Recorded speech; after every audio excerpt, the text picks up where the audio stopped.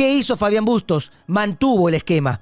Mantuvo el esquema y esto nació a partir no solamente de ver un rendimiento importante del equipo universitario, sino también a partir de haber conversado con el plantel de jugadores que se sentía muy cómodo jugando de esta determinada manera. Y para que esto se note mucho más de lo que significa a veces ser flexible, Bustos también hizo otras consultas al plantel de jugadores, porque Bustos en su carrera, para marcar un solo ejemplo, en sus equipos, en su carrera, él elegía siempre marcar mano a mano, hombre a hombre, en la pelota parada en contra. Llegó a la U y una de las cosas que les dijo y les preguntó a los jugadores fue: ¿prefieren marcar en zona o marcar hombre a hombre? Hemos venido marcando en zona, profe, nos gustaría mantener eso. Entonces mantengámoslo. Creo que esta apertura del entrenador le da, esta flexibilidad del entrenador, le dio la posibilidad a la U de mantener una idea de juego tan regular a lo largo de los últimos 2 años que le permitió justamente ganar este año el título en sus 100 años de vida institucional. Porque si uno compara esta U con la del año pasado, hay pocos nombres que lograron trascender como tal, como para lograr un titularato, como para sacarle un puesto al que ya venía jugando bien. La U ha ganado clausura, apertura, clausura, ¿no? Los últimos 3 campeonatos del fútbol peruano los ganó Universitario de Deportes. Y esto lo decimos ¿por qué? Porque sí, en el arco hubo un cambio. Salió Carvalho, que anunció su retiro de la U luego del partido en Matute, luego del 2-0 y el título nacional en el 2023. Llegó Sebastián Britos.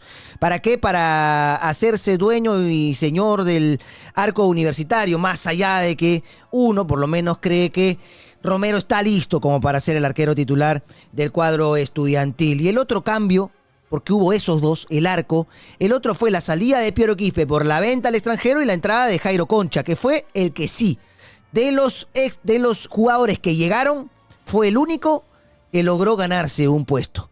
Porque Christopher González terminó fuera de Universitario, porque Portocarrero jugó los partidos de visita, pero no los de local. No fue un titular indiscutido en el cuadro estudiantil.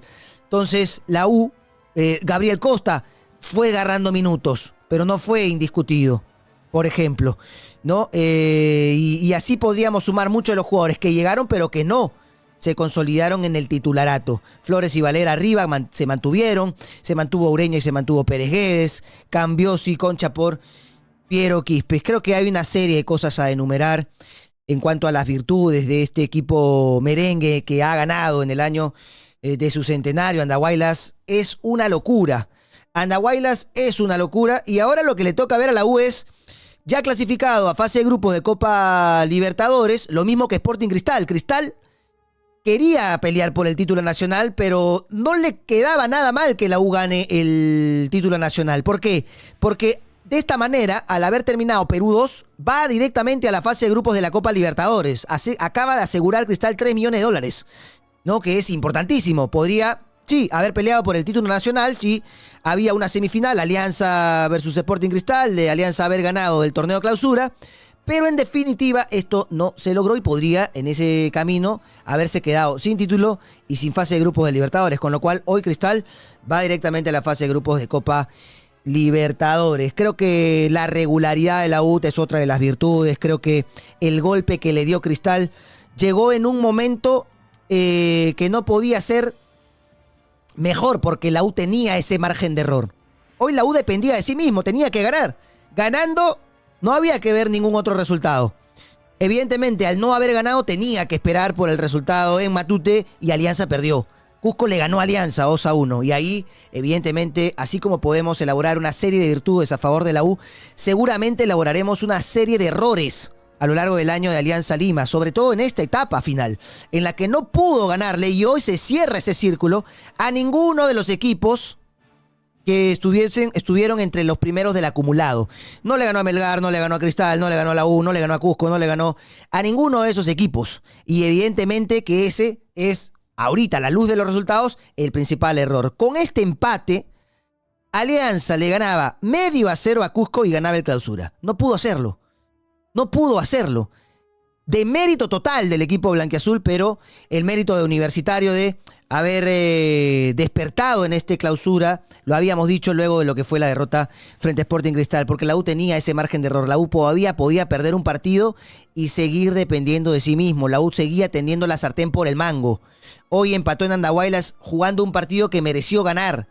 Hoy jugó en Andahuaylas como se tiene que encarar un partido final, porque la U dejó de pisar el acelerador en el momento que se enteró que Alianza iba 2-0 abajo en Matute. ¿Por qué? Porque veía improbable quizás que le pueda dar vuelta al resultado. Alianza tenía que marcar 3 goles en 10 minutos y la U tenía que esperar por lo que pasaba en su cancha, porque la U aún perdiendo hubiese ganado el clausura. Creo que la U tuvo también el mérito de no volverse loco en el momento que se quedó sin jugadores por suspensión, por lesiones. Se lesionó Ureña, entró Calcaterra y jugó bien. Se suspendieron a muchos jugadores y bien suspendidos por el tema de la bronca en Arequipa, luego del partido, la derrota frente a Melgar.